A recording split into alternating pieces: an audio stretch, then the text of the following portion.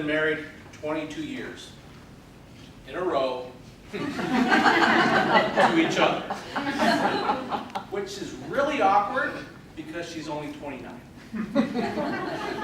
Mr. Contest Chair, honor dignitaries, fellow Toastmasters and guests, she's not 29. I don't even bother doing the math anymore, it's just a lose-lose situation. But I do have an app that reminds me it is the 19th anniversary of her 29th. Just to be exact. It's really weird the response I get when I tell people we've been married 22 years. In Texas, people are like, wow, how'd you do that? And in California, people are like, ooh, how'd you do that? That's followed by 2 questions. They always want to know, how'd you meet? And that one's easy. It seems like just yesterday, our eyes locked across the room. And I knew immediately what I wanted. So I walked right up to her. Thankfully, she broke the ice and said, welcome to McDonald's, may I take your order? That got me. It took my breath away. All I could do was point at the picture of the #1 and grunt. Pack fries and a Coke. And she said, you want to make that a large? And it was like she knew me. But when she said, I'll have that right out for you, sir.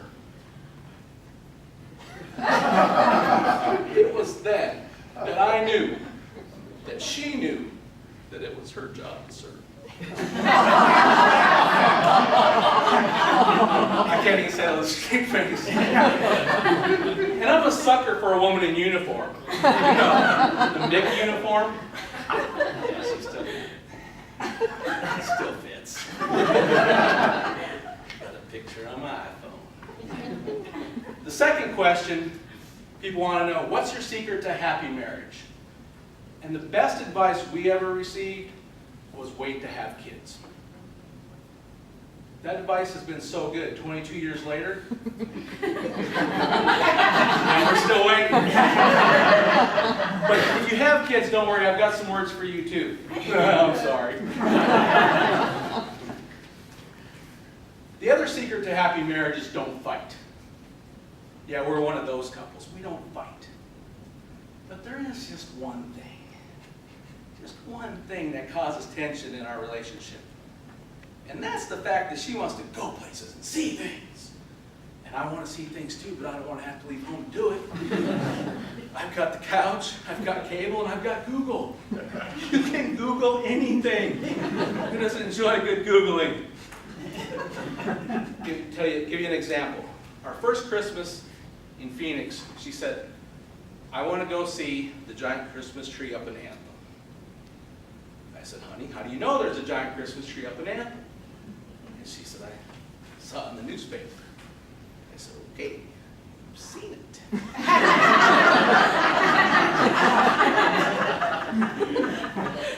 We don't need to see it again. We saw monster trucks in Anthem, and you don't want to see them again. We have a picture. Why do we? So there we are in Anthem. And we're looking at the giant Christmas. It's nice. It's pretty. And you know what it reminded me of? That's right, the picture.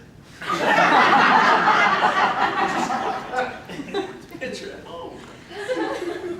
Earlier that year, soon after we moved to Phoenix, she wanted to go see the view from South Mountain.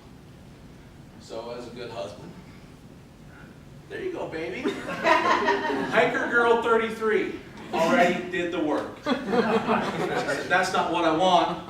I don't want a picture. I want to see it for myself. So she drugged me up South Mountain. I wasn't drugged. I wanted to be drugged. I wasn't drugged. And we get to it's hot. And I am sweaty, thirsty, tired, and angry. And frankly, I was a whiny pants. Yeah, I said I'm a whiny. That's why we don't have kids, because I am one. And I couldn't handle the competition. So we get to the top, and the first thing she does, want to guess? First thing? Takes a picture. You want want to see it? Oh yeah, look honey, it looks like it before at home. When I wasn't sweaty, thirsty, tired, and angry. And she said, it's not the same. And I said, you're right. If I was at home, I wouldn't be a whiny pants. And I turned around to go home. And you know what there was? You know what there was? A road. One you could drive up. Sitting down. In air conditioning. There should have been a sign at the trailhead. Caution, no need to hike, no need to climb, no need to get hot, sweaty, thirsty, tired, and angry. No need to get in trouble because you're a whiny pants.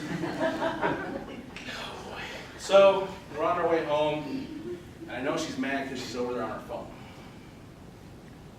And I'm thinking, great, she's either texting my mother-in-law, or she's posting on Facebook. And I said, hey, you want to go get some ice cream? She loves ice cream.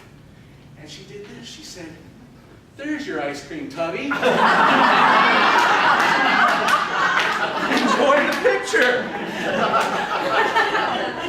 And it was at that moment I realized she's right. It's not the same. A picture might be worth 1,000 words, but there's some things you need to really experience, like a banana split, or a steak, or a glass of wine with your 29-year-old wife on our 22nd anniversary. Thank you.